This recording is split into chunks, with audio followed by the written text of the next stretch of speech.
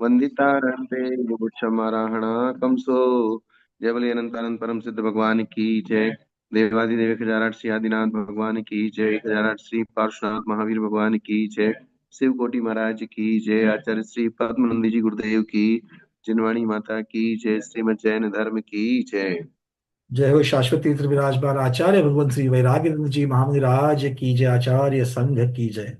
भगवान आपके श्री चरणों में हम सभी स्वाध्यायी त्रियोग शुद्धि पूर्वक बारंबार नमोस्तु करते हुए विनती करते हैं। गुरुदेव हम सबका रत्नत्रय उज्जवल हो, इसलिए हमें देश ना दीजिए भगवान। नमोस्तु नमोस्तु नमोस्तु। गुरुदेव एक अनुभव अनुभव कहने से एक थोड़ा सा आज जो ऐसे एक अनुभूति हुई हम्म। कि उस तरीके से मतलब एक शिष्य से गुरु का भी गौरव कैसे होता है शिष्य से, ये आज अनुभूति थोड़ा सा आज ये कर ली कि आज नमोकार तीर्थ पर तो जा नहीं पाए थे, किंतु जो पारस चैनल पर उनका जो यूट्यूब का जो वीडियो आया था वो देख रहा था, और उसमें मुझे बाकी आचार्यों के दर्शन करते करते पद्मानंदी महाराज के भी दर्शन हो गए और हम्म। कुत्तू सागर जी महाराज के भी दर्शन हो गए। तो हम हम्म। हमारी चर्चा ही चल रही थी, ये वही पद्मानंदी महाराज है, देखो ये हमारे आचार्य वैराग्यनंदी महाराज जिनको हम सुन रहे हैं, हमारे गुरु हम्म। के देखिए उनको ये दीक्षा देने वाले ये है। मतलब हम्म। गुरु के प्रति जो भक्ति थी, और वो हम्म। भक्ति के अनुसार आज पद्मानंदी महाराज की तरफ जब देखा जाता है तो और हम्म। भी एक अलग तरीके से विशेष भक्ति हो जाती है। और यही तो है कि शिष्य के द्वारा, शिष्य के जब गुण होते हैं तो शिष्य के गुण के द्वारा उसके गुरु की भी भक्ति हो जाती है। इसकी अनुभूति की तो मैं सोचा एक बार आप ये अनुभव भी मैं शेयर कर लूं कि इस प्रकार से ये होती है। दो चीज होती है। पिता के नाम से बेटे का नाम चले। ये तो बहुत अच्छी तरीके से चलता है, क्योंकि पिता गुणी है तो बेटे को भी सब लोग उसी प्रकार से देखते हैं। हाँ देखते हैं, मतलब उस तरीके से। हाँ। लेकिन शिष्य के नाम से गुरु को पहचाने।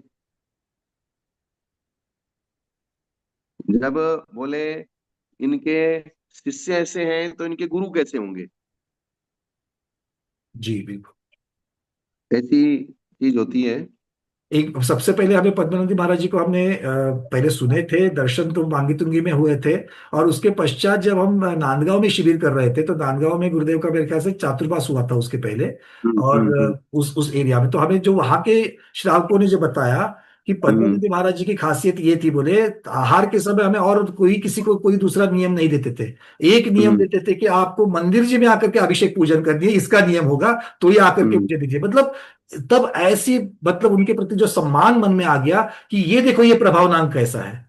मतलब आहार देने के लिए नियम का त्याग कराना, कोई चीजों का त्याग कराना तो एक बात होती ही होती है, किंतु लोगों को मंदिर में लाना, हर रोज उनके आवश्यकों की पूर्ति करने का नियम देना, उसका महत्व समझाना, ये भी एक अलग से विरली बात होती है। और इसके लिए मुझे हमेशा पद्मानंदी महाराज आचार्य भगवान हमेशा याद रहेंगे ही रहेंगे।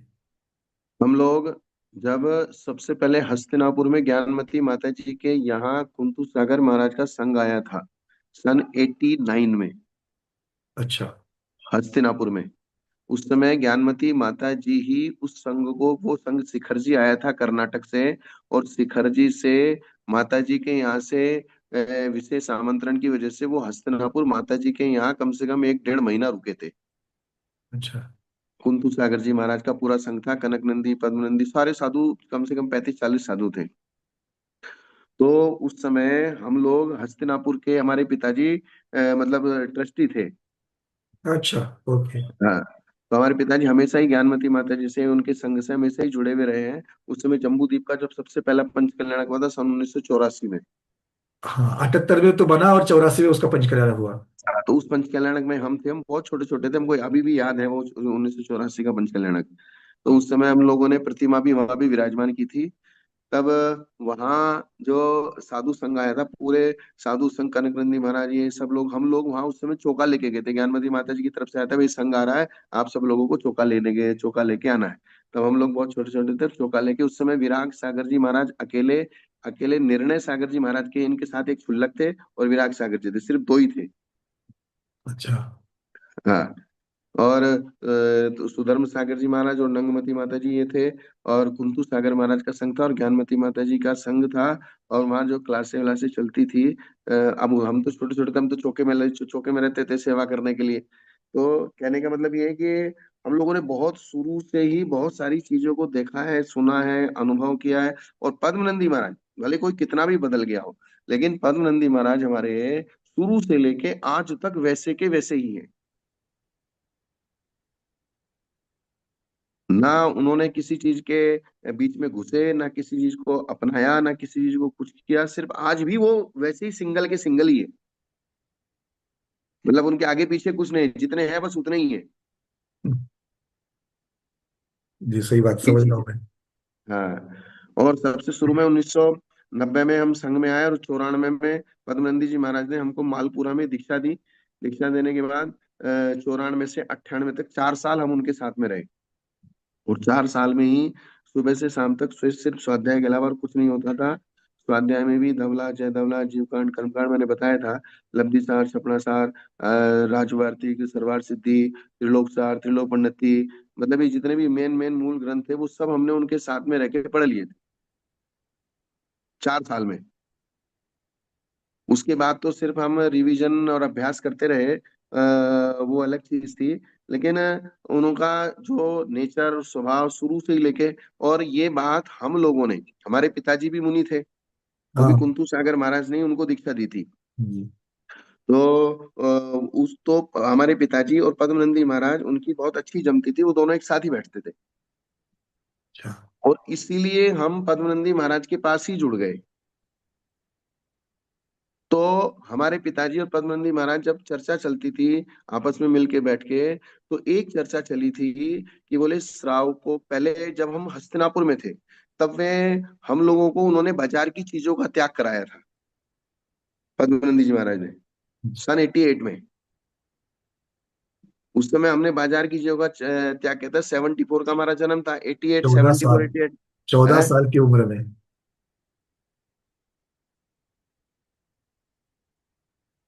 तो उस समय जब हमारे पिताजी की दीक्षा हुई, तो हमारे पिताजी की और पद्मनंदी जी महाराज की एक बार चर्चा हुई कि बोले हम श्रावकों को इस बाजार बाजार की चीजों का त्याग तो ठीक है, लेकिन इनको धर्म से जोड़ने के लिए इनको ऐसे पुण्य कार्य में लगाना चाहिए जिससे इनका पुण्य आगे तीव्र गति से बढ़ता रहे। तब उन्होंने ये निर्णय किया था कि इनको जो है आप पूजा पाठ से लगाइए। जी। क्योंकि श्रावक का जो सबसे बड़ा पुण्य है,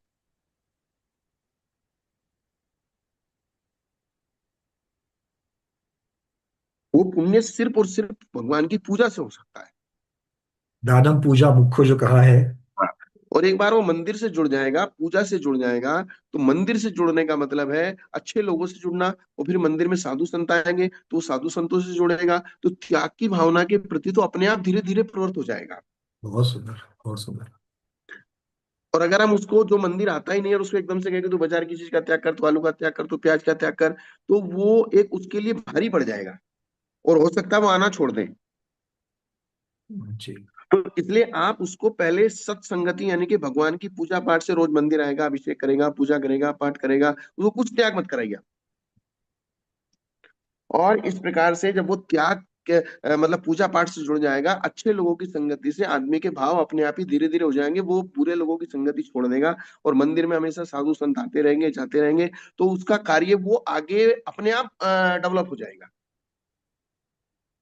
तब से ये बात दिमाग में बैठी हुई है कि बोले नहीं, हम श्रावकों को सबसे पहला कर्तव्य है कि उसको मंदिर जा, तू मंदिर जा और भगवान का अभिषेक कर, भले ही चरण छू के आ जा, भले भगवान को पहुंच के आ जा, भले एक अर्घ चढ़ा के आ जा, लेकिन अभिषेक करना जरूरी। बहुत सुंदर। ये बात घुमा फिरा के उसकी जिंदगी को अपने आप लाइन पे ले आएगी। दूरगामी ऐसे इसके प्रभाव बिल्कुल हर एक के हाँ, जीवन पर होगा, क्योंकि त्याग करेगा तो वो त्याग के साथ में बस एक चीज के साथ में फिर वो कहीं भी भटक सकता है घर में, लेकिन अगर हाँ, मंदिर से जुड़ा होगा, धर्म से जुड़ेगा, तो वो इससे भी बहुत सारी चीजें कर पाएगा।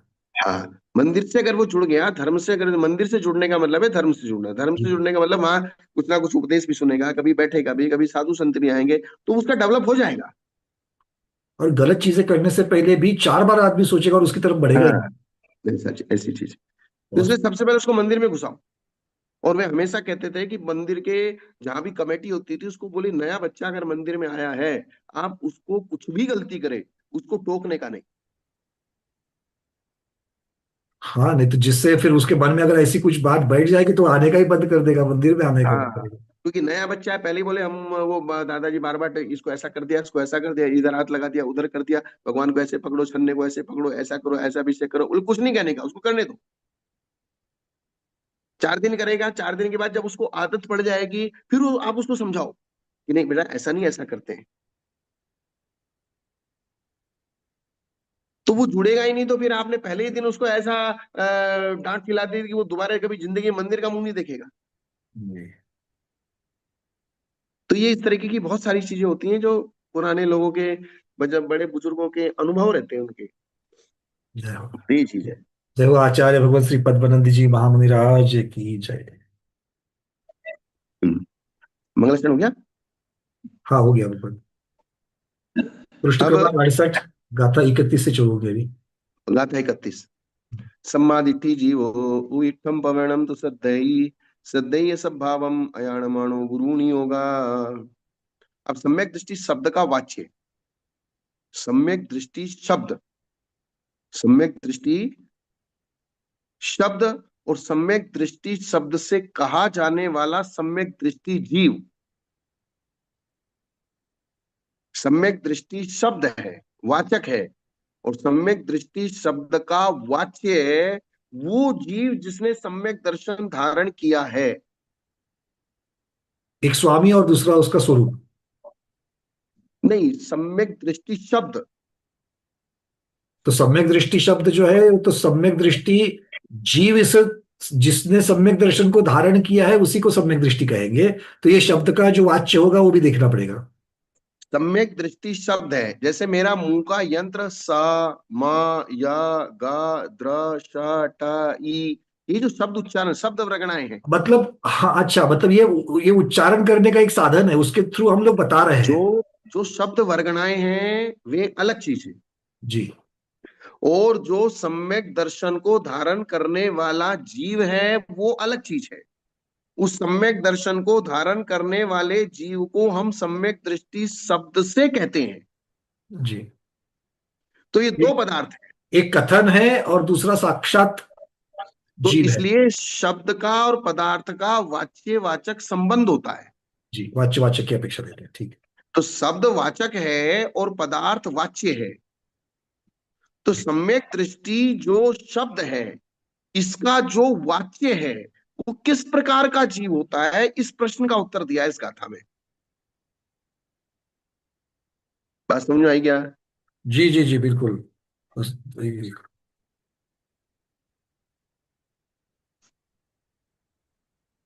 जी।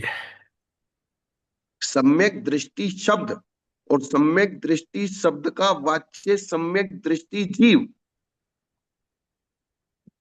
तो वो सम्यक दृष्टि जीव क्या होता है, उसकी परिभाषा क्या है? उपदिष्ट अर्थात कथित जिनागम में श्रद्धान करता ही है, वो सम्यक दृष्टि है। या जो सम्यक दृष्टि है वो जिनेन्द्र भगवान के द्वारा कथित जिनागम में श्रद्धान करता ही है। करता भी है, नहीं भी करता है, ऐसा नहीं है।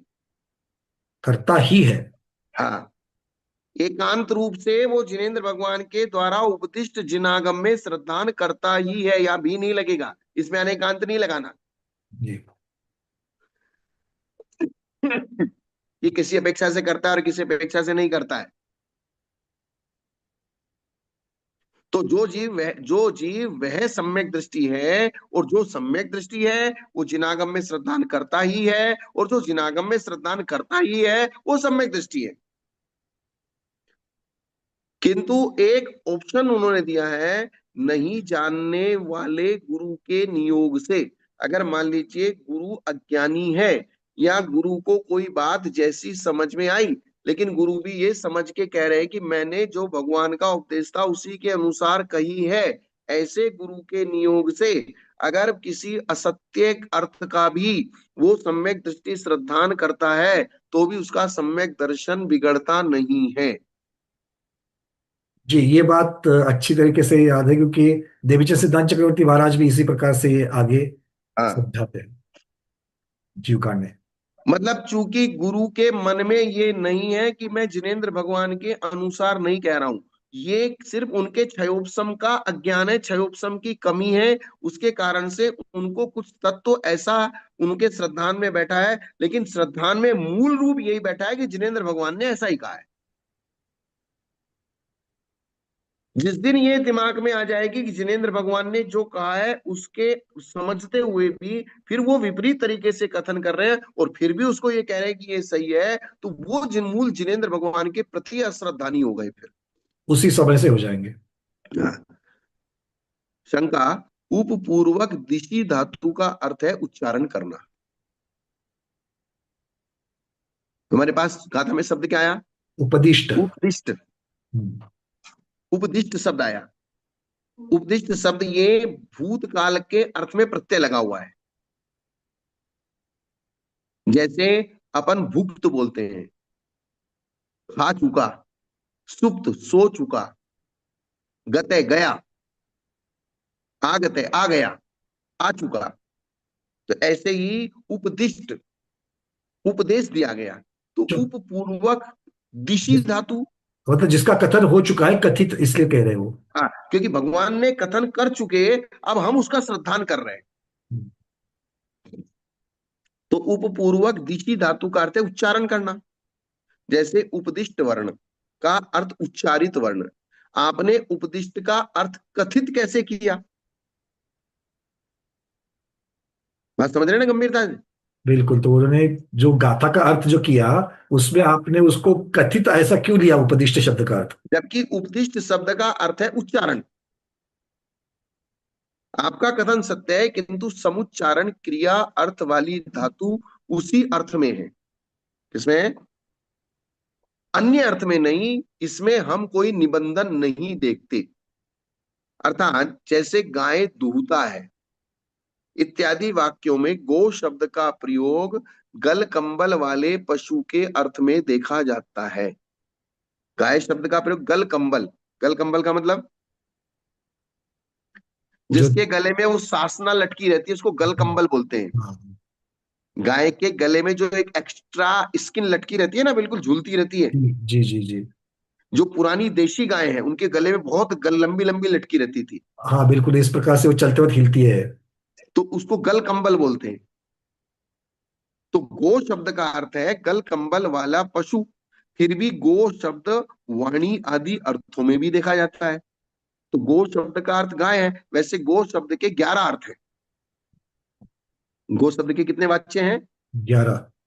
11 अर्थ है। लेकिन गो शब्द ज्यादातर लोक व्यवहार में गाय के अर्थ में ही रूढ़ है। गाय भी कौन सी? गल कंबल वाली देशी गाय, सासना, गले में जिसके झालर लटकी हुई है।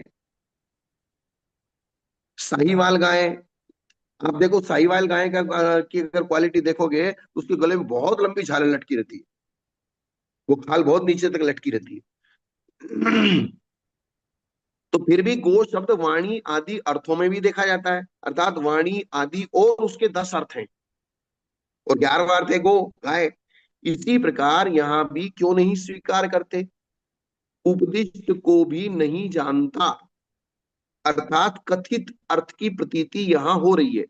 हमने मान लिया कि उपदिष्ट शब्द का अर्थ उच्चारण होता है, लेकिन एक शब्द का एक ही अर्थ होता है ऐसा नियम यहां नहीं किया जा रहा है। जैसे गो शब्द का गाय अर्थ होता हुआ भी उसके और 11 अर्थ होते हैं। तो ऐसे उपदिष्ट शब्द का यहाँ अर्थ लिया है, कथित अर्थ की प्रतीति होती है, उसे कैसे छोड़ा जा सकता है? शब्द का अर्थ उसके प्रयोग से जाना जाता है। ये सबसे बड़ा गंभीर वाक्य है ये। शब्द का अर्थ किससे जाना जाता है?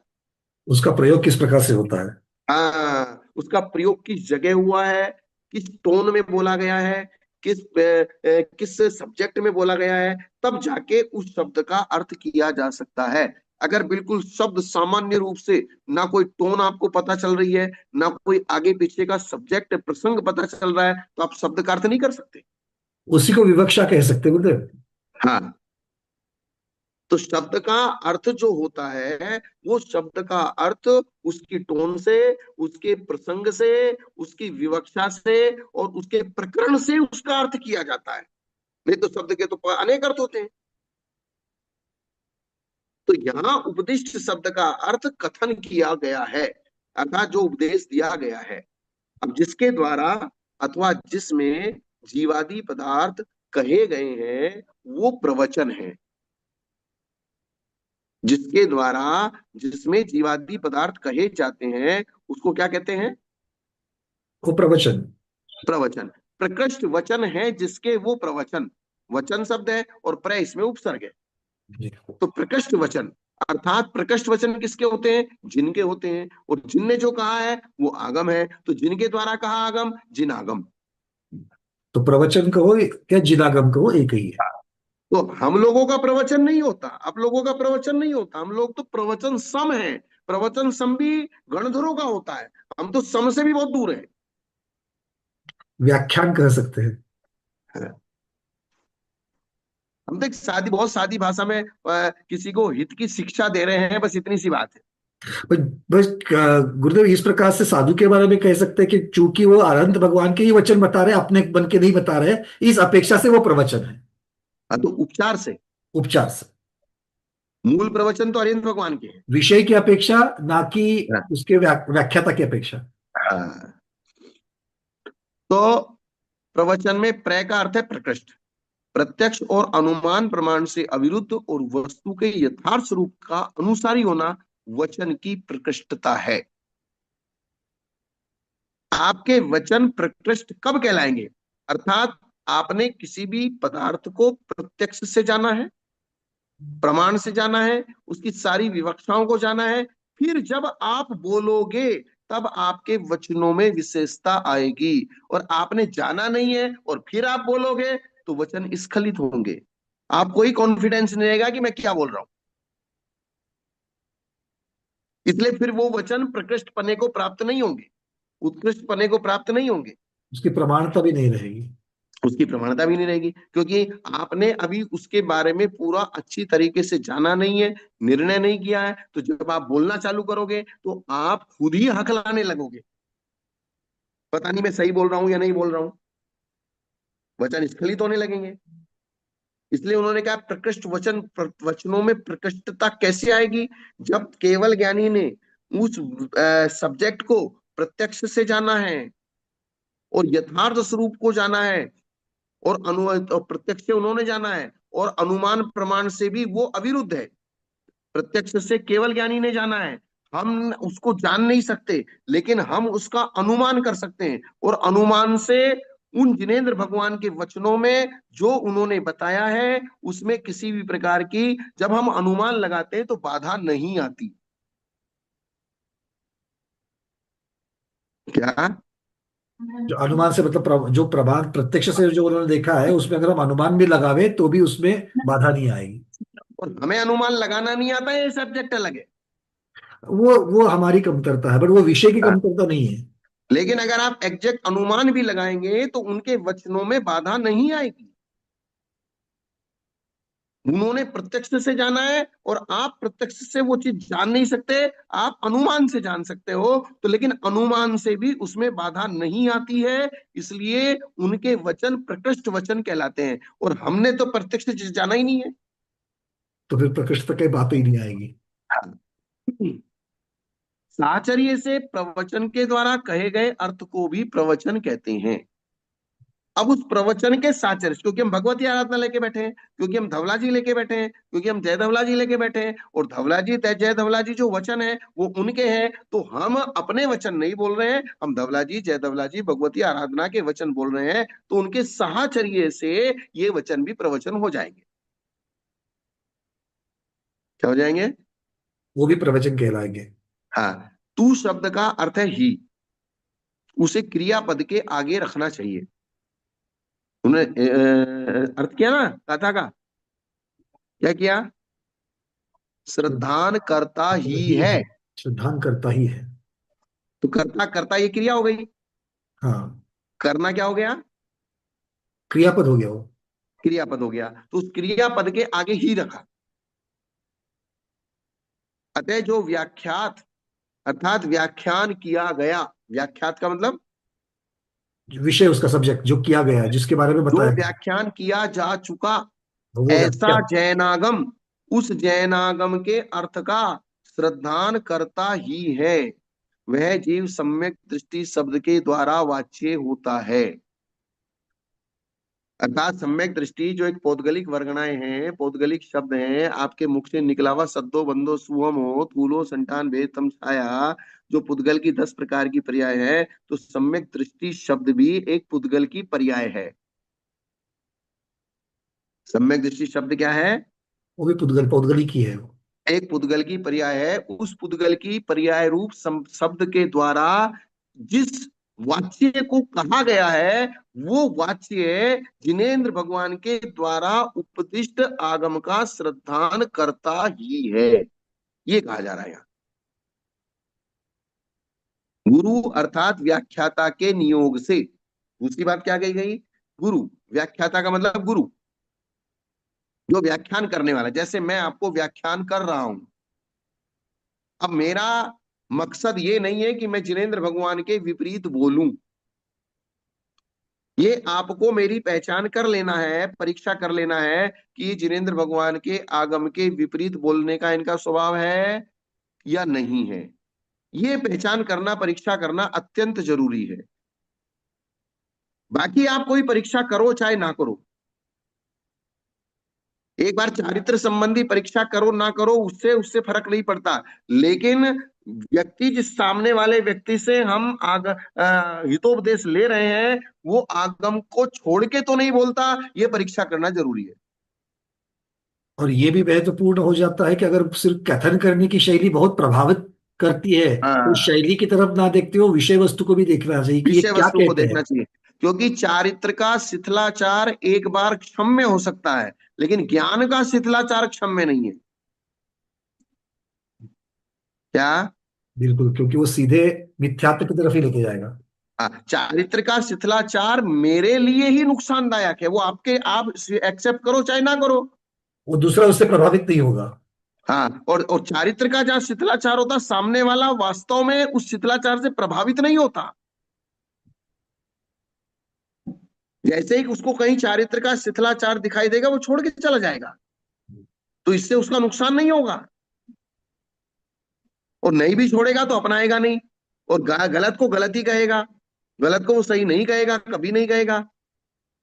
लेकिन ज्ञान का शिथिलाचार, जो लक्ष्यधार भाषा होती है, किसी को व्याख्यान करना, या फिर जो उसके जो शैली होती है, उस शैली के चक्कर में अगर आप फंस गए और आपने विषय वस्तु को नहीं देखा, तो अनंत संसारी हो जाओगे। तो सही। क्योंकि वहां सीधा मिथ्या तो प्रवेश करेगा। वहां किसका प्रवेश होगा? मिथ्यात्व का तर्क भी, कुतर्क भी तर्क जैसे लग सकते हैं बहुत बार। हाँ, क्योंकि हर व्यक्ति के पास अपने अपने मत को समझाने के लिए उदाहरण भी हैं, दृष्टांत भी हैं, तर्क भी हैं। नहीं तो ये इतने इतने दुनिया भर के अन्य अन्य मत चल रहे हैं, ये क्यों चल रहे हैं? उनके पास भी तो कुछ तो होगा, वे भी तो कुछ तर्क देते हैं कि नहीं देते हैं? गुरुदेव, आज जैन धर्म में जो पंथ जो हो गए, वो भी पंथ भी तो इसी प्रकार से जैनाभास होने की वजह से तो लोग उसके पीछे चले गए, क्योंकि उनको इस प्रकार की हो सकती है शैली हो या इस प्रकार के उनके पास कोई कुतर्क हो, किंतु लोगों को वो ठीक लगे और इसीलिए तो लोग उसके पीछे चले गए। इसलिए उन्होंने उसको अपना लिया। जी। तर्क ठीक लगे, ये अलग सब्जेक्ट है। आगम ठीक लगे, ये एक अलग सब्जेक्ट है। जी। क्या? हाँ, क्योंकि ग्रहण करने वाला तो अज्ञानी ही है। हाँ, ग्रहण करने वाला बिल्कुल अज्ञानी है और मूर्ख है, और वो न आगम को जानता है और न किसी विवक्षा को जानता है। आपने जो तर्क उदाहरण दे दिया, वो उसके दिमाग में फिट हो गया। लेकिन मैं अगर 10 विवक्षाओं को जानता हूं, तो आप मुझे ऐसे मेरे दिमाग में फिट नहीं कर सकते। जी। और इसलिए जितने भी उपदेष्टा हैं, वो ऐसे लोगों को अपना चेला बनाते हैं जो लोगों के पास कोई विवक्षा नहीं है, जो लोग बिल्कुल अज्ञानी हैं, अजानकार हैं। तो उन अजानकारों के लिए वो गुरु उपल नाव की तरह हो जाते हैं। ऊपर ना हो। किसकी तरह हो जाते हैं? ऊपर नाव, पत्थर की नाव। पत्थर की नाव की तरह होते हैं, कि खुद भी डूबते हैं और उनके साथ जितने लोग लग जाते हैं, वे भी डूब जाते हैं। ये व्यवस्था चलती है।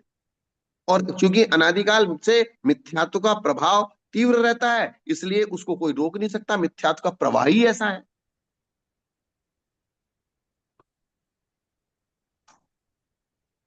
तो तो इसलिए गुरु अर्थात व्याख्याता के नियोग से, यह अर्थ ऐसा कहने से श्रोता इस वचन के द्वारा नियुक्त किया जाता है, इसलिए उसे नियोग कहते हैं।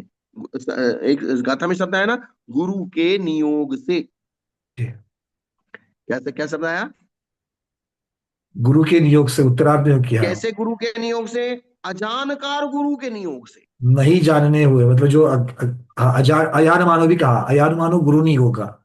अजानकार गुरु के नियोग से, अर्थात अजानकार गुरु ने वचनों के माध्यम से आपको गलत सब्जेक्ट में नियुक्त कर दिया। क्या कर दिया? उसमें नियुक्त कर दिया, उसमें रख दिया, इसलिए तो उसको, मतलब नियोग का अर्थ ये करना है वहां पर। नियोग का मतलब नियुक्त करना। जी। नियोग का मतलब निमित्त नहीं। हाँ, ये मतलब ये बात यहाँ पर वो खुलासा हो रहा है इसका। अजानकार गुरु के कारण से गुरु ने आपको अपने वचनों के माध्यम से, क्योंकि सब्जेक्ट उनको ध्यान में नहीं आया, उस सब्जेक्ट से वो अजानकार थे, इसलिए वो विपरीत कथन कर गए, लेकिन विपरीत करने का उनका स्वभाव नहीं था। क्या? यह बात क्या ध्यान रखनी है?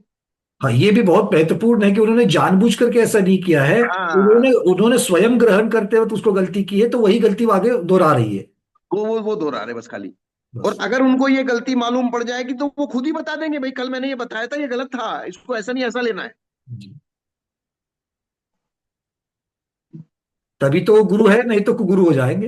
हाँ, नहीं तो फिर वो उपल ना हो जाएंगे। तो गुरु ने विपरीत कथन किया, यह न जानते हुए असत्य भी अर्थ का श्रद्धान करता है। अब उस शिष्य को तो कुछ भी मालूम नहीं है, तो गुरु ने जो कहा, भाई गुरु जी ने बताया, जो कहा वो ठीक है। तो शिष्य अभी तक किसके ऊपर श्रद्धान कर रहा है? गुरु के ऊपर श्रद्धान कर रहा है, क्योंकि गुरु जी ने कहा है, और गुरु जी भगवान के अनुसार ही बोलते हैं, इसलिए मैं भगवान के कहे हुए के अनुसार ही श्रद्धान कर रहा हूं, तब तक वो सम्यक दृष्टि है।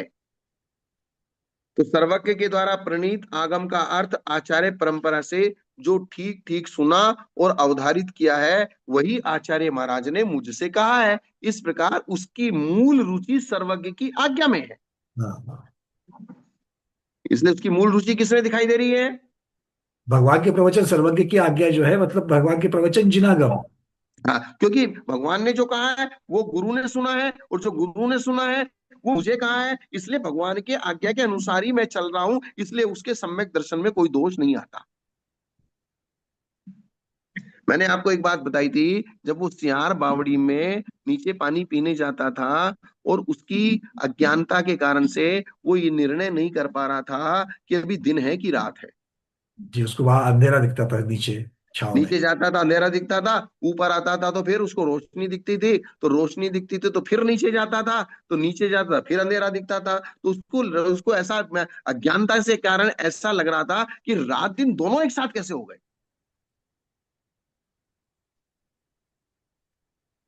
और ये अज्ञानता के कारण निर्णय नहीं कर पाया, जी। और निर्णय नहीं कर पाया, तो जो निर्णय था कि रात को पानी नहीं पीना, और रात का मतलब होता है उसकी दृष्टि में अंधेरा। रात का मतलब क्या था उसकी दृष्टि में? अंधेरा, तो इसलिए अंधेरे में भी पानी नहीं दिया उसने। तो अगर वो अंधेरे में पानी पी लेता तो उसके दिमाग में ये रहता, मैंने रात को पानी पी लिया, तो उसके परिणामों की अशुद्धि हो जाती। किसकी अशुद्धि हो जाती? परिणाम, पर बहुत सुंदर उदाहरण है गुरुदेव, देखिए यहाँ पर, मतलब हम हाँ, सब लोगों को भी यहाँ, हमें तो यहाँ देखना पड़ेगा कि जब संशय होता है, मतलब अगर कोई निर्णय नहीं कर पा रहे, तो भी हमें गुरु ने जो त्याग दिया है उस त्याग के साथ रहना है, ना कि छूट करनी है। बस। ये बहुत महत्वपूर्ण है यहाँ पर। जैसे मूलाचार जी में साधु जब भोजन करने के लिए जाता है, और अगर उस भोजन की थाली में किसी कटोरी में किसी अशुद्ध चीज का उसका संकल्प हो जाता है, तो वो चीज शुद्ध होते हुए भी अशुद्ध हो गई, जी, जी, जी। क्योंकि परिणाम आपके अशुद्ध हो गए। कोई चीज आपकी थाली में कटोरी में ऐसी दिख रही है, या तो आपको जैसा ऐसा लग रहा है कि भाई ये नॉन वेज है, या ऐसा कुछ लग रहा है कि ये कोई खराब चीज है, या ऐसा आपको संशय होगा कि ये शुद्ध है कि अशुद्ध है, ऐसा आपको संशय हो रहा है, या इसी प्रकार से अगर कोई चीज ऐसी दिख रही है और फिर भी आप उसको खा लेते हो, तो बोले आपको खाना नहीं। आपने वस्तु शुद्ध होते हुए भी परिणामों से उसको अशुद्ध कर दिया। और कभी साधु के खाने में अशुद्ध चीज आ जाती है, ना तो श्रावक का अशुद्ध देने का भाव था, और न आपको ये आपको था, ये श्रावक ने मन शुद्धि वचन शुद्धि काया शुद्धि बोले और उन्होंने ले लिया, तो अशुद्ध परिणामों से आपकी अशुद्धि अशुद्धि नहीं हुई, तो अशुद्ध चीज खाने पर भी आपके ऊपर असर नहीं होता है।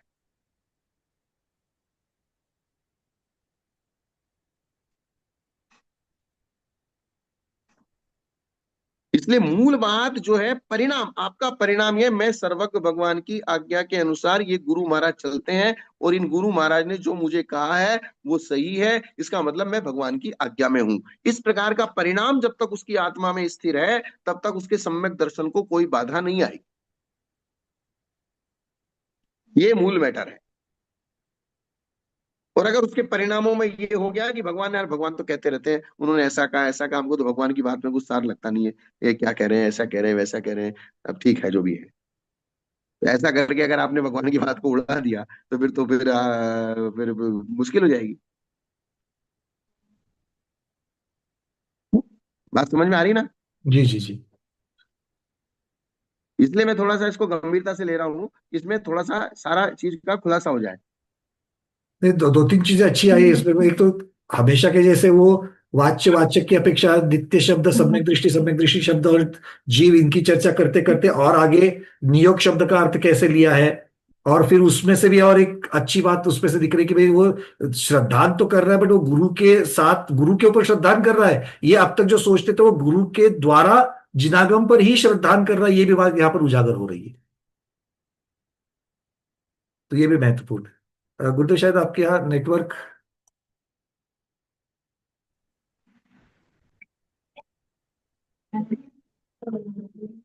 हम्म, आ गया ना, आवाज आ रही है? आ रही, आ रही। ठीक। तो इस प्रकार से आप कुछ बोल रहे थे, हाँ, मैं ये पूरा कह रहा करें। था कि जो इस बात का नियोग शब्द की बात और यहाँ से जो आया, तो वो सिर्फ इतना ही नहीं कि वो एक राग भाव की वजह से, सिर्फ गुरु के राग भाव की वजह से वो सिर्फ उसको स्वीकार कर रहा था, ऐसा नहीं, नहीं उसके नहीं नहीं माध्यम नहीं। से, गुरु के हाँ माध्यम से वो जिनागम पर ही श्रद्धान कर रहा था। हाँ, उसका मूल लक्ष्य तो जिनेन्द्र भगवान ही है, जी। और बीच में गुरु उसके मीडिएटर हैं। गुरु तो सिर्फ मीडिएटर मात्र हैं। हाँ, तो मूल फाइनल बात तो वहीं से आई है। हाँ, श्रद्धान जो है वो गुरु के द्वारा हुआ जिनागम का ही कर रहा है। हाँ, तो क्या वह इस प्रकार विपरीत श्रद्धा करते हुए भी सर्वदा सम्यक दृष्टि ही बना रहता है? विपरीत श्रद्धान करते हुए हमेशा क्या वो सम्यक दृष्टि ही बना रहता है? तो उसके लिए सूत्र आया, सुत्तादो तम सम्मम दर्शित तम जदान सदैदी सोचे भवई मिच्छा दिट्ठी जीवो तदो पहुदी। थोड़ी क्लास चल रही है, 2-10 मिनट बात करता हूँ। हाँ, तो ये बात क्या चल रही थी? कि अगर वो हमेशा के लिए, क्या वो विपरीत श्रद्धान तो कर लिया, किंतु क्या हमेशा के लिए विपरीत श्रद्धान करेगा और फिर भी सम्यक दृष्टि बना रहेगा? ये हाँ, तो चर्चा। विपरीत सिद्धांत करने सम्यक दृष्टि कैसे बना रहेगा? तो उन्होंने कहा सूत्र के प्रथम गुरु के उपदेश, सूत्र से प्रथम गुरु के उपदेश से विपरीत रूप से ग्रहण किए अर्थ को सम्यक अविपरीत रूप से अन्य आचार्य के द्वारा दिखलाने पर जब वो श्रद्धा नहीं करता है, वही सम्यक दृष्टि उसी समय से मिथ्या दृष्टि हो जाता है। जी। गलती दिखाने पर भी अगर वो नहीं मान रहा है, आगम, साक्षात आगम दिखाने पर भी अगर नहीं मान रहा है, तो फिर मिथ्या दृष्टि हो जाए। मैं मान लीजिए आपने कोई आपके कोई भी गुरु है, आपने जिस जिस गुरु ने भी आपको उपदेश दिया है, मैं आपके उन गुरु का अनादर नहीं कर रहा हूँ, कुछ कह ही रहा हूँ, लेकिन ठीक है, हो सकता है ये तो क्षोभ समय है, छदमस्तता है, और छदमस्तता के कारण से किससे गलती नहीं होती। बड़े बड़े आचार्य, चाहे नेमी चंद्राचार्य थे, चाहे वीरसेन स्वामी थे, चाहे धवलाकार थे, सबने लिखा है चुक्किजम छलम न गेतव्यम, मैं चूक जाऊं तो छल ग्रहण नहीं करना। इसका मतलब कुंद कुंद आचार्य ने लिखा है कि मैं अगर चूक जाऊं तो छल ग्रहण मत करना, चूक जाऊं तो छल ग्रहण मत करना, गलत अर्थ मत लगाना, और मेरे से ज्यादा विद्वान हो तो इसको सुधार के पढ़े। हमेशा क्या लिखा रहता है? हाँ, बुधजन इसे हमेशा अ, इस पे गलती है तो उसको सुधार दे। कौन कौन सुधारे?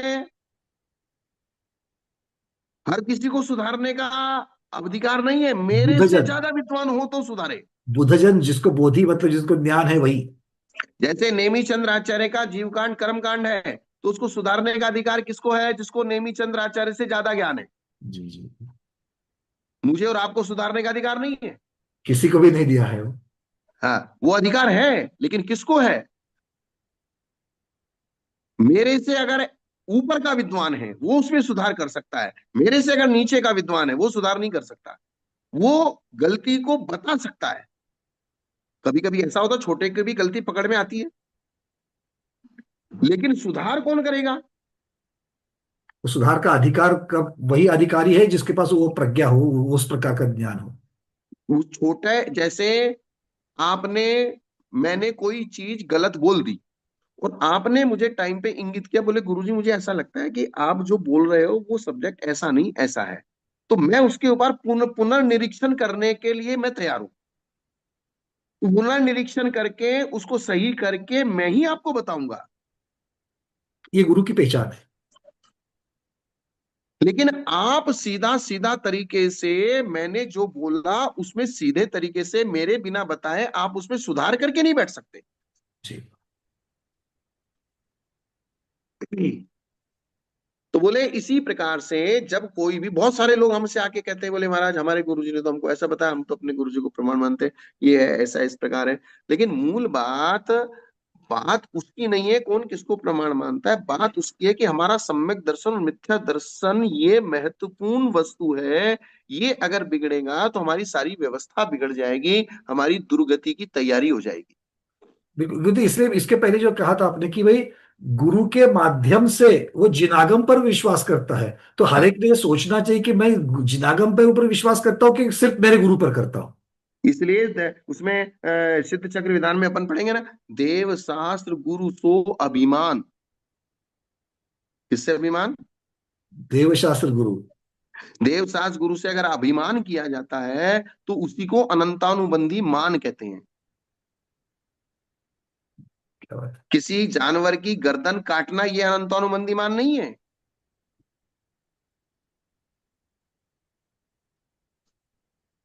किसी के लिए, देव शास्त्र गुरु के लिए, यानी कि अभिमान का मतलब क्या हुआ? मैंने आपको शास्त्र दिखाया और फिर भी आपने शास्त्र नहीं माना, तो आपने किससे अभिमान किया? शास्त्र से, क्योंकि मैं शास्त्र को नहीं मान रहा तो मैंने शास्त्र से हाँ, किया। तो सीधी आपकी मान कसाई किससे है? शास्त्र से हो गई। शास्त्र से हो गई, और शास्त्र से हो गई तो शास्त्र के साथ साथ भगवान से हो गई, और दिखाने वाले गुरु से भी हो गई। और दिखाने वाले गुरु से हो गई। तो शास्त्र को जब हमने आपको दिखाया तो आपने देव शास्त्र गुरु तीनों से मान कर लिया। क्योंकि वो शास्त्र मेरे द्वारा तो कहा नहीं गया था, भगवान के द्वारा कहा गया था, तो इसलिए भगवान से भी आपका घमंड हो गया, शास्त्र से भी घमंड हो गया, और गुरु से भी घमंड हो गया। और जो देव शास्त्र गुरु से मान कर रहा है वो सम्यक दृष्टि कैसे रहेगा? कि देव शास्त्र गुरु से मान भी करता रहे और सम्यक दृष्टि भी बना रहे। तो ये दोनों एक चीज विपरीत एक साथ नहीं हो सकती। बिल्कुल, मद आ जाएगा तो 8 प्रकार के मद आ जाएंगे, तो बिल्कुल सम्यक दर्शन रहेगा ही नहीं। नहीं, मत अगर आप अपने सांसारिक की व्यवस्था के अनुसार कर रहे हो तो उसमें हमको कोई आपत्ति नहीं है। नहीं, यहां पर तो आप मद सीधे सीधे जिन वचन से कर रहे हो। हाँ, अगर आपको मत है कि मेरे घर में बहुत संपत्ति है, ठीक है आपने मत कर ले, संपत्ति का मत कर ले, वो अलग चीज है। लेकिन आप जहाँ सीधे सीधे देवशास्त्र गुरु से क्रोध, देवशास्त्र गुरु से मान, देवशास्त्र गुरु से मायाचारी, और देवशास्त्र गुरु के द्रव्य का लोभ, ये अनंतानुबंधी का आप कह रहे हो, ये सीधे चारों अनंतानुबंधी। अनंतानुबंधी कषाय है।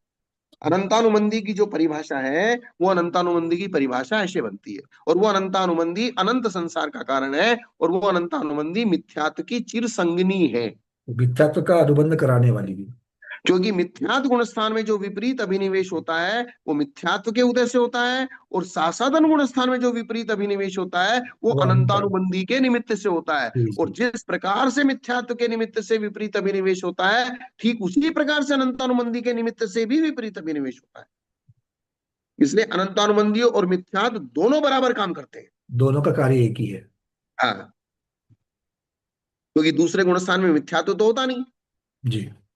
तो दूसरे गुण स्थान में अनंतानु, क्योंकि पहले गुण स्थान और दूसरे गुण स्थान दोनों को ही मिथ्यात्व कहा है, दोनों को ही विपरीत श्रद्धान करने वाला कहा गया है।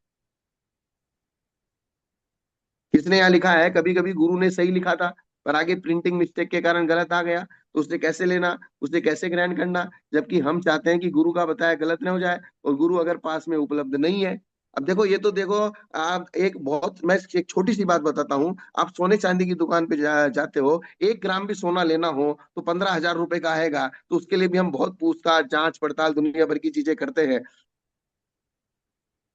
सर्टिफिकेट अब मांग लेते हैं। है, सर्टिफिकेट मांग लेते हैं उसका। सर्टिफिकेट मांग लेते हैं, उसको घिसवाते हैं, उसको करवाते हैं, उसको चेक कराते हैं कितने कितने परसेंटेज का है, ये है वो है। तो मतलब बहुत सारी चीजें हैं। उसी प्रकार ये तो हमारे अनंत संसार को काटने का कारण ये जिनागम है। इसको तो बहुत समझदारी से, और प्रिंटिंग मिस्टेक है तो उसको प्रिंटिंग मिस्टेक को समझो, गुरु ने गलत समझाया तो उसको समझने की कोशिश करो, अपने खुद पढ़ो, खुद में किसी 4 विद्वान से पूछो कि ये सब्जेक्ट कैसा है, किस प्रकार का है। जिस जिस विषय में भी आपको संशय हो, उस सब्जेक्ट संबंधी उस उसके विशेषज्ञ को पूछो।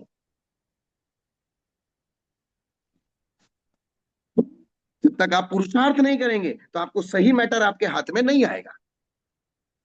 उधार ज्ञान से, उधार बुद्धि से जिंदगी नहीं चलने वाली। थोड़ा खुद का भी मेहनत करना पड़ेगा। मैंने बता दिया, पंकज जी ने मेहनत की, उन्होंने बता दिया, मैंने मेहनत की, मैंने आपको बता दिया। लेकिन आपको खुद भी, जब हमने बता दिया, पंकज जी ने बता दिया, तो खुद भी किताब लेके पन्ने खंगालने पड़ेंगे, मेहनत करनी पड़ेगी। हाँ, उसको सही करके हम आगे बढ़ सकते, कोई दिक्कत नहीं है। तो करना ही सही चाहिए करने इसका। का निर्णय तो बहुत लंबा है ना। सही, अभी अभी हम जो हम्म। है सिर्फ प्रोसेस में हैं, हम प्रोसेस में ही रहे, अभी निर्णय करने की स्थिति में ना पहुंचे। निर्णय तो हम सिर्फ उन चीजों का करें जो जिंदगी के लिए बहुत जरूरी चीजें हैं। अभी निर्णय किन चीजों का करें? जो हम तक आए उतना ही कर सकते हैं। और तत्व ज्ञान में अगर कोई भूल हो रही है, तो अगर हमारी समझ में आ रही है तो समझ लें, और नहीं समझ में आ रही है तो जो भगवान ने कहा वो सही है। हर बात के पीछे एक वाक्य छोड़ते जाएं। जितना समझ में आ गया ठीक, नहीं समझ में आया तो जो भगवान ने कहा वो सही है, और भगवान का वाक्य कभी झूठा नहीं होता है। इतना अपने दिमाग को डायरेक्शन, निर्देशन निरंतर देते रहे। एक उदाहरण याद है गुरुदेव कि जब शिविर में हम भूगोल पढ़ाते थे, तो हम्म, एक महाआर्घ्य करके, एक बड़ा आर्घ्य करके जो बना हुआ है, उसके अंत में जैसे वहां पर बोलते हैं कि 5 भरत 5 ऐरावत दश क्षेत्र संबंधी त्रिकाल चौबीसी के 720, ये शब्द आता है, उसके आगे जिन चैत्यालयेभ्यो नमः, ऐसा हमने बहुत जगह पर सुना। कोई जिन हम्म, चैत्य बोलता है, जो जिन चैत्यालय बोलता है। और जब भूगोल में बताया जाता था कि ये 720 का जो आंकड़ा है, ये तीर्थंकरों का है, तो आप जिन राजेभ्य कहो, जिनेन्द्रेभ्य कहो, तीर्थंकरेभ्य कहो तो ठीक है, जिन चैत्यालय 720 का आंकड़ा कैसे होता है? किंतु हम्म। बरसों से पीढ़ी दर पीढ़ी वो प्रिंटिंग मिस्टेक कहाँ से चली है मालूम नहीं है, कब जब से वो बड़ा आगे छपा है। इतने लोगों को हमने देखा, पर वो बताने के बाद फिर समझ में आता है, पर फिर भी वापस जो वो वैसे समझते का हैं वो वैसे ही समझते चलता हैं। है। हम्म। कुछ चीजें रूढ़ी भाषा चलती रहती हैं। मतलब ऐसी चीजों को जो साक्षात दिख रहा है कि ये प्रिंटिंग मिस्टेक है, आप एक बार गुरु से सलाह मशवरा कर लो और उसको कर लो, खत्म, तो बात हो गई। वो हाँ, तो कोई बात गुरु नहीं। की कृति है, तो गुरु की कृति में करते वक्त तो 4 बार सोचना पड़ेगा उनको, उसकी विधि क्योंकि अलग सात होती। सौ बीस भूतकाल के तीर्थंकर, वर्तमान काल के तीर्थंकर, भविष्य काल के तीर्थंकर, और 10 क्षेत्रों के तीर्थंकर। और ये सब इतना वर्णन करने के बाद 720 का जो आंकड़ा बना है, वो सिर्फ और सिर्फ तीर्थंकरों के लिए ही लागू होता है, वो किसी हाँ। प्रकार के चैत्यालय के लिए या जिन प्रतिभा के लिए नहीं होगा। 720 जिन तीर्थंकरेभ्यो नमः, 720 दिन जिन राजेभ्यो नमः, जिन 720 राज्य दिन को तो भी चलेगा। हाँ, होता है ऐसा, कोई दिक्कत नहीं। मतलब ये उदाहरण ऐसे है कि प्रिंटिंग हाँ, मिस्टेक होती है। चलिए आगे। वो क्या रहे, तो इस प्रकार सूत्र के प्रथम गुरु के निर्देश से विपरीत अर्थ का श्रद्धान करने वाले उस सम्यक दृष्टि को जब कोई दूसरे आचार्य, गणधर आदि के द्वारा रचे गए आगम प्रमाण का आश्रय लेकर यथार्थ अर्थ बतलावे, और वह उस पर श्रद्धा न करके अपने विपरीत अर्थ को ही ठीक समझता रहे, बोले मैंने तो जन्मजात से ऐसा ही देखा है, मैं तो ऐसा ही करूंगा। हमने तो कभी बचपन से ऐसा देखा ही नहीं है। अरे तुमने देखा क्या है? गुरुदेव, ऐसा कहने से तो फिर जिन वचन के ऊपर नहीं, तो फिर आपका परंपरा के ऊपर विश्वास हो गया, जिन धर्म और के जिनागम के इसीलिए ऊपर कहाँ हो गया? इसलिए कोई कोई लोग जब ये कह देते हैं ना, हमको बड़ा दर्द होता है। जैसे कोई भी चर्चा होती है, चाहे कांजी पंथ की चर्चा हो, चाहे तेरह पंथ की चर्चा हो, चाहे 20 पंथ की चर्चा हो, चाहे श्वेतांबर की चर्चा हो, जब आपस में सब मिलके बैठ के किसी चीज की समीक्षात्मक अध्ययन करते हैं, तो बोले ये तो विवाद है। अरे विवाद नहीं है। बोले हम विवाद में नहीं पढ़ते, हम पक्षपात झंझट में नहीं पढ़ते। तो झंझट में नहीं पढ़ते तो आपके लिए पास सम्यक ज्ञान आएगा कैसे? उसका निर्णय तो करो। बिल्कुल बिल्कुल बिल्कुल।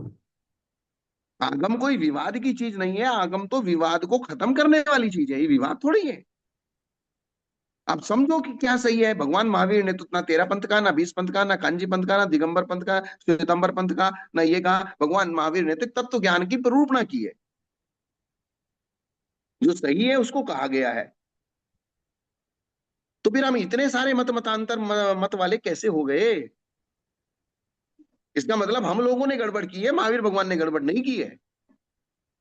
बात वही आएगी घूम फिर करके, हम ग्रहण करते हैं और हम गलती कर रहे हैं। हम गलती कर रहे हैं। हम वस्तु में भगवान को गलत गलती गलत नहीं कह है। रहे हैं, और हमने गलती करके किसी चीज को गलत ग्रहण कर लिया, और आज हम अपनी मान कषाय में आकर उस गलत को छोड़ना नहीं चाहते, बस, तो इसका मतलब हम देवसाज गुरु से मान कर रहे हैं। सीधी सीधी सी गणित है। बिल्कुल ठीक, बिल्कुल बढ़िया। हम यहाँ ना कोई पक्षपात कह रहे हैं, ना कोई हम ये कह रहे हैं कि तुम 13 पंथ अपनाओ। मैं किसी को ये नहीं कह रहे कि तुम 20 पंथ अपनाओ। हम किसी को ये नहीं कह रहे कि तुम कांची पंथ अपनाओ। हमें 13 पंथ, 20 पंथ और कांची पंथ से लेना देना क्या है? हम तो ये जानने की कोशिश करें कि आगम क्या कह रहा है। गुरुदेव, ये मान यहाँ तक बढ़ गया है कि साक्षात महावीर भगवान अगर किसी दिन आ जाए तो उनसे भी प्रश्न किया जाएगा, उनको भी तर्क दिए जाएंगे। ये यहाँ तक का ये मान बढ़ा हुआ है ये। हम्म। और मान लीजिए आज मैं हूं, और मैं मेरे शिष्य को 50 साल से जिस परंपरा में ढालता हुआ ला जा रहा हूं, और आज 50 साल के बाद मुझे ऐसा लग रहा है कि मैं ये गलत कर रहा हूं, तो मैं 50 साल के बाद अब उस शिष्य को वापस लौटाऊं कि मैं भाई तेरे को 50 साल से जिस बात को बताता आ रहा हूं वो बात गलत है, अब थोड़ा वापस मुड़ता। तो उस शिष्य आगे मेरे माथे डंडा लेके आएगा कि उन्होंने 50 साल से मेरी जिंदगी खराब कर दी। और सोचिए, इस अब यहाँ पर तो एक शिष्य की बात नहीं, शिष्य के साथ साथ समाज की बात है। तो फिर तो समाज की बात देखिए है। बोले बोले आज तक आप हमको गलत उपदेश करते रहे, और आज कह रहे हो कि ये गलत है, सही है। अब वो मान कषाय ऐसी होती है आदमी की कि वो नहीं, बस वो अब कैसे स्वीकार करें। संस्कृत व्याकरण जब हम पढ़ते हैं तो व्याकरण में बहुत सारे सूत्र जो हैं सिद्ध नहीं होते, और बहुत सारे शब्द सिद्ध नहीं होते। तो उसमें एक उदाहरण दिया गया है कि बोले जब कोई संस्कृत व्याकरणाचार्य पढ़ाने के लिए बैठे थे, तो उनके मुंह से कुछ शब्द गलत निकल गया। तो हाँ। उन्होंने उस गलत शब्द को सिद्ध करने के लिए सूत्र बना दिया अलग से। ये अब बोले ये अपवाद सूत्र है। आप समझ रहे हैं ना बात को? जी, मतलब अपवाद किसे बना दिया ये सोच रहा हूँ कि। बोले ये अपवाद सूत्र है, ये शब्द ऐसे, ये शब्द निपात से सिद्ध हुआ है। अर्थात इसमें कोई व्याकरण का नियम नहीं लगता, जिसमें कोई व्याकरण का नियम नहीं लगता वो निपात से। तो निपात का मतलब क्या है? जो बड़े लोगों के मुंह से निकल गया सो ठीक।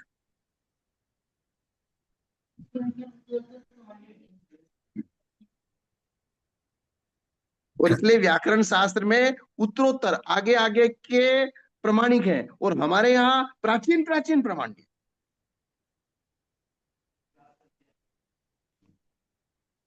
तो मतलब कहने का मतलब ये है, सबसे महत्वपूर्ण चीज अगर कोई है तो वो सम्यक दर्शन की शुरुआत है। सम्यक दर्शन को अगर आपने पकड़ लिया, उसकी व्यवस्था को समझ लिया, जो कि अनादि। और मैंने आपको एक चीज बताई थी कि जितनी भी सारी 3 लोक में व्यवस्था है, आपके बनाने से बनती नहीं है, आपके बिगाड़ने से बिगड़ती नहीं है। ये सब कोई व्यवस्थाओं का कोई दुरुपयोग कर नहीं सकता। ये सिर्फ आप अपनी बुद्धि को संभाल लीजिए, बाकी कर कुछ नहीं करना है। संभालना किसको है? अपनी बुद्धि को ही संभालना है। हाँ। 3 लोक में जितने भी अकृत्रिम चैत्यालय हैं, नंदीश्वर द्वीप आदि में जितने भी चैत्यालय हैं, पूजा पाठ की व्यवस्था वहां से चलती है, तुम्हारे मंदिर से नहीं चलती है। क्या? तुम्हें अपना मंदिर व्यवस्थित करना है, ना ही कि नंदीश्वर द्वीप को व्यवस्थित करना है। आपकी पूजा पाठ की जितनी भी व्यवस्था है वो किसके प्रमाण से चलेगी? जो अनादि निधन व्यवस्था है उसी से तो चलेगी, जो नंदीश्वर अनादि द्वीप में हो निधन रही है। अकृत्रिम जो चैत्यालय है उसकी व्यवस्था के अनुसार उसको देख के फिर तुम मंदिर बनाओ, जी जी। और फिर उस मंदिर में उस प्रकार की पूजा पाठ की व्यवस्था करो जो नंदीश्वर द्वीप में होती है, जो सुमेरु पर्वत आदि के चैत्यालय में होती है, जो देवताओं के चैत्यालय में होती है, जो मध्य लोक के चैत्यालय में होती है। वो पूजा की व्यवस्था आपको अपने मंदिर में बनानी है, अपनी सामर्थ्य के अनुसार। तो आपके किसी एक मंदिर में पूजा की व्यवस्था को बिगाड़ने से दान पूजा की व्यवस्था बिगड़ जाएगी, ऐसा नहीं है। वो अकृत्रिम चैत्यालयों को नहीं रोक सकते आप यहाँ के मंदिरों में दुनिया भर की डंडा लेके खड़े हो सकते हो। ये बात है। बात समझ में आई ना? जी जी। चलिए। बात की गंभीरता इतनी सी है कि आप अपने सम्यक दर्शन को कैसे बचा के रखना है, उसके क्या क्या नियम है, क्या क्या सूत्र हैं, क्या क्या व्यवस्थाएं हैं, और इतनी सारी बात आचार्यों ने कह दी। अब इससे ज्यादा कहने के लिए कुछ बचा नहीं है। इसके बाद भी आदमी कहे दिन भर सुबह से शाम तक लड़े, बोले मेरी नाली तो इधर से ही जाएगी। ठीक है, खूब फिर उसके समझा। लिए क्या कर सकते हैं फिर? अब उसके लिए तो कोई कुछ नहीं कर सकता, क्योंकि मिथ्यात्व का प्रभाव ही ऐसा है। वो भी छोड़ता नहीं है किसी को जल्दी से, क्योंकि अनंत जीव मिथ्या दृष्टि और सम्यक दृष्टि को असंख्यात है, और अनंत के सामने असंख्यात एक पैसे बराबर भी नहीं है। कुछ भी नहीं उसका।